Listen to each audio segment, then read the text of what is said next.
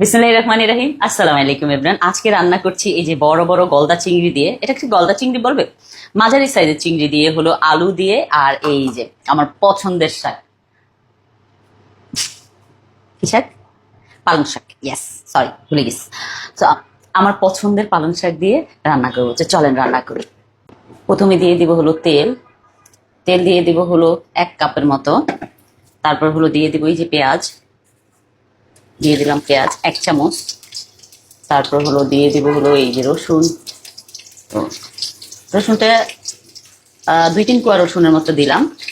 দিয়ে হলো এটাকে একটু নাড়াচাড়া করে ভেজে নেব। তারপরে হলো দিয়ে দেবে এই যে কাঁচামরিচ। কাঁচামরিচ 10-12টা, না 10-12টা হবে না, 6-7টা কাঁচামরিচ দিয়ে দিলাম। মাঝখান থেকে কাটা ছিল কাঁচামরিচ গুলা, একটু দিয়ে ভালো করে নাড়াচাড়া করে ভেজে নেব। তারপর হলো দিয়ে দেবো এই যে চিংড়ি মাছগুলা। চিংড়ি মাছগুলো একটু ভালো করে ভাজতে হবে। করার পরে হলো আমি দিয়ে দেবো এখানে আছে লবণ।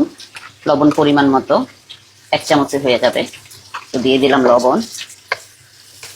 আমি চিংড়ি মাছটাকে একটু ভালো করে কেন ভাজতেছি, চিংড়ি মাছের যদি স্মেল থাকে কোনো স্মেলটা চলে যাবে। তারপর হলো দিয়ে দেবো এখানে হলুদের গুঁড়া 1 চামচ। হলুদের গুঁড়া দিয়ে চিংড়ি মাছের সাথে ভালো করে ভাজা ভাজা করে নেব।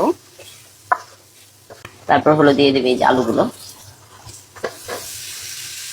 আমি এখনো কোনো পানি ইউজ করি নাই, কারণ পানিটা ইউজ করলে একটা ভালো যে স্মেল এটা আসবে না। তো সেই জন্য আমি এটাকে ভাজা ভাজা করতেছি। আলুটাকে সুন্দর করে ভাজা ভাজা করব। সুন্দর একটা কালার আসছে। এখন আমি ইউজ করবো হলো এই পানি, আধা মগের মতো পানি ইউজ করব।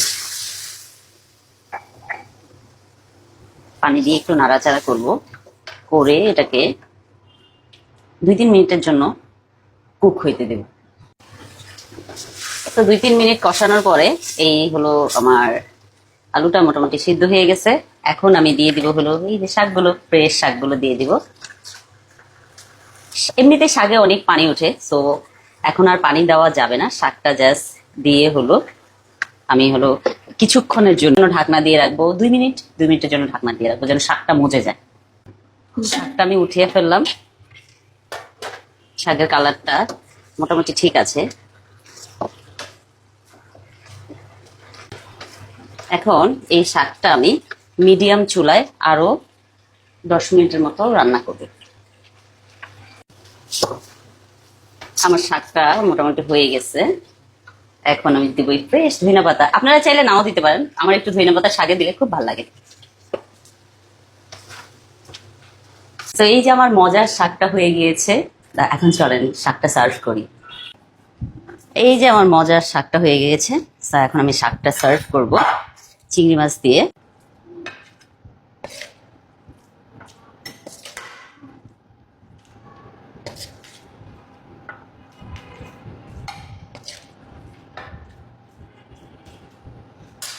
আপনারা যদি চান এই মজার শাকটা বাসায় রান্না করে ফেলতে পারবেন এই চিংড়ি মাছ দিয়ে। Thank you so much for watching my video. Bye bye, আল্লাহ হাফেজ।